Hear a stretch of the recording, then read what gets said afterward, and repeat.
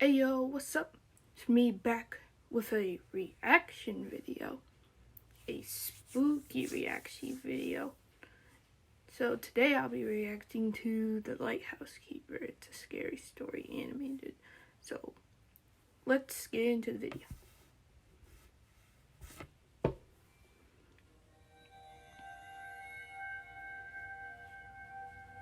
In the northeast sea of Nova Scotia, the vital shipping lane between two important coastal trade hubs is infamous for its unpredictable tides, inclement weather, and hundreds of lives it has claimed over the past century. This major landmark, ensuring the safe passage of vessels through the treacherous strait, is a small stone lighthouse that sits on an island of razor-sharp rocks. Rocks, which at low Sharp tide rocks. extend out for several miles just under the surface. An old master mariner from the mainland loads his vessel with 3 months of supplies with Samuel, the new lighthouse keeper who will be going to the island. "What happened to the last lighthouse keeper?" inquired Samuel. "He quit," replied the mariner. He quit. It already sounds suspicious. As well as why is he getting 3 months of food, right? "Not many stay long. They can't handle it." "They can't handle being alone?" Samuel was confused. It's something grunted the else, mariner. Samuel. "That won't be an issue for me. I'm really looking forward to the isolation." They set off as the evening set in and the lighthouse lit up, its brilliant beam cutting through the night air like a freshly sharpened and polished blade. "I thought there was no caretaker there at the moment," queried Samuel. "There isn't. The light is on an automatic timer," the mariner explained. "And how is it powered?" he inquired further. "There's a powerhouse on the furthermost point of the island. Only go to it when the light goes out." "Why not at any other time?" "Too many questions. Quiet now. I need to focus," said the mariner. The mariner set the man ashore with the supplies at a small jetty and began to cast off. Samuel shouted out, "Wait, aren't you coming ashore?" "No, I never set foot on the island." "But why?" he shouted. But it was too late. The mariner had already sailed out of earshot. Samuel entered the lighthouse, stored his supplies, and then climbed the 100 steps to the top. It was a fantastic display of turn-of-the-century engineering.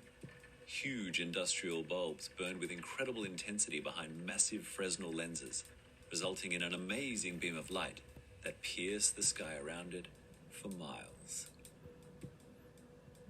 After further familiarizing himself with the lighthouse, its operation, and the maintenance manuals, Samuel decided to call it a night. He was exhausted, but excited about this new chapter in his life, away from the stress and pressures of the city, and to finally be alone when no one could bother him. During the night, he was suddenly awoken by the sounds of deep moaning and frightening howling getting louder. The sound was too deep to be the wind, so he got up and peered cautiously out his window. To his surprise, dozens of ghosts, men, women, and children. Whoa! I knew it. There was something weird. Look, people get killed already. I guess, right? Yeah. I don't know if I could take a job as a lighthouse keeper. Were all hovering around the powerhouse at the far point of the island. Samuel rubbed his eyes and stared out in disbelief. They were all still I there, would believe, and bro. all still making They an already sounded incredibly suspicious. disturbing cacophony. Unable to pull himself away from the window, he stared at them throughout the night, terrified they would come closer. However, they didn't, and as the sun rose, they faded away into the daylight. This continued for several weeks. The sun would set, and the ghosts would hover. Samuel had lost an incredible amount of sleep over this, but he had since realized that they never ventured further than the surrounds of the powerhouse. This didn't reassure him in any way. He was always on edge. What tipped him over, though, was the evening when far off into the distance a huge cruise ship had entered the treacherous strait. It was by far the biggest ship he had ever seen. Suddenly, as he watched it crawl through the water like a massive streamlined beast, the vital bright light behind him died, and he watched on in terror as it turned, trying... Whoa. Come on now. A boat does not. It can't just boom. It has to know that the thing is there. Come on, that boat. Come on now. to navigate the narrow passage, having made a course for the lighthouse, guaranteed to tear its hull to shreds on the jagged rocks below. The terror of what was about to occur raced through his mind. Hundreds of people were about to die.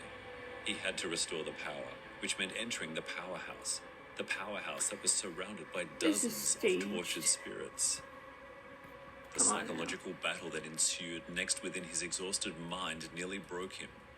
He was terrified of heading to the far end of the island and had to muster every courageous element of his being to convince himself that they were only ghosts, mere apparitions, and unable to harm him in any way. He exited the lighthouse and made his way towards the powerhouse, his flashlight in one hand and large toolbox in the other. I'd be scared too. He walked through the swarming cluster of spirits, and although loud and unsettling, they left him unharmed and able to access the powerhouse. However, as he opened the door, they pushed him in, and once inside, it lit up like an oil-fired furnace. Oh, they've really pushed them in there? Wow. Wow. In fact, as if it was, the fires of hell. Wow. The lighthouse came back to life, and the cruise ship immediately altered its course to safety. Wow, so it uses people to power the lighthouse. Oh my goodness. And then, one of the spirits ascended and slowly dissolved into the night, only to be replaced by Samuel. Wow. From the shore, the old master mariner who had been watching the lighthouse sighed as he watched it come back on.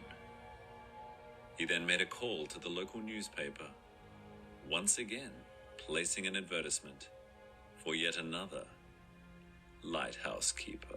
Wow.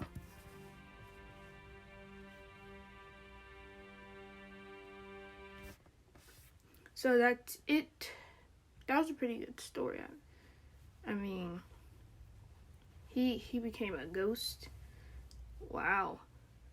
So that's it for the reaction video. I hope you could tune in for our next one, and we out. Peace.